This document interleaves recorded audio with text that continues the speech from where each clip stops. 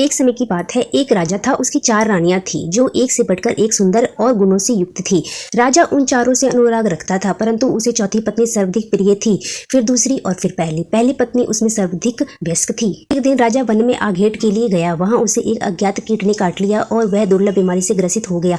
वेद और तांत्रिक ने अपनी सारी विद्या का प्रयोग कर लिया, परंतु उसकी अवस्था में सुधार नहीं आया। उन्होंने यह कहा कि राजा की मृत्यु निकट है और अब वह कुछ दिन के लिए अतिथि है। राजा ने अपनी संपत्ति को रानियों में विभाजित करने का निर्णय किया, क्योंकि उसका कोई उत्तराधिकारी नहीं था। परंतु सामान्य रूप से विभाजन करने की जगह कौन सी रानी उसे कितना प्रेम करती है, इस आधार पर संपत्ति को बांटने का निर्णय किया। उसने एक चतुर योजना बनाई और सभी रानियों को एक एक करके बुलाया। उसने कहा, मेरे जीवन के केवल 3 दिन शेष बाकी है। मैं तुम्हें एक रहस्य बताता हूँ, परंतु पहले मुझे एक साधु ने एक शक्तिशाली यंत्र दिया है जिससे मुझे स्वर्ग की प्राप्ति होगी। यदि मैं साथ में एक और व्यक्ति को ले जाऊं, परंतु इससे पहले कि स्वर्ग में प्रवेश करूं, हमें दारुण यंत्रणा सहन करनी पड़ेगी और नरक में 7 वर्ष व्यतीत करने होंगे। क्योंकि हम एक दूसरे से सर्वाधिक प्रेम करते हैं, इसलिए मैंने ये निश्चय किया है। मैं तुम्हें अपने साथ आने का अवसर प्रदान करूंगा। उसमें चौथी रानी से आरंभ किया, उसने जो सबसे छोटी थी और जिससे वह सबसे अधिक प्रेम करता था। उन्होंने उससे पूछा, क्या तुम मरने के लिए मेरे साथ चलोगी? रानी को राजा की आसन मृत्यु पर पूर्ण विश्वास था और उसने कहा कि मैं स्वर्ग में रहना चाहती हूँ, इसमें संदेह नहीं है। मैं आपसे प्रेम भी करती हूँ,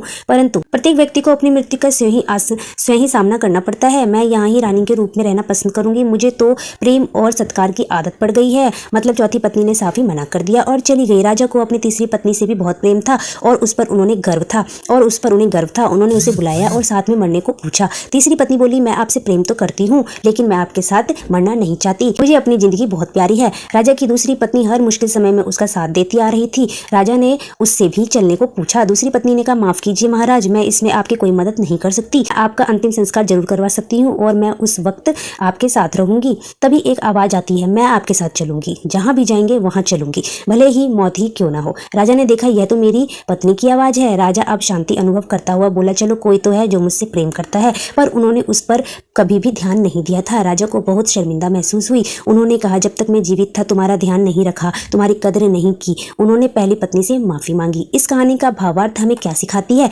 वास्तव में यह कथा आपकी और हमारे प्रत्येक मनुष्य की है। हर व्यक्ति की 4 निम्नलिखित पत्नी होती हैं। चौथी पत्नी है हमारा शरीर।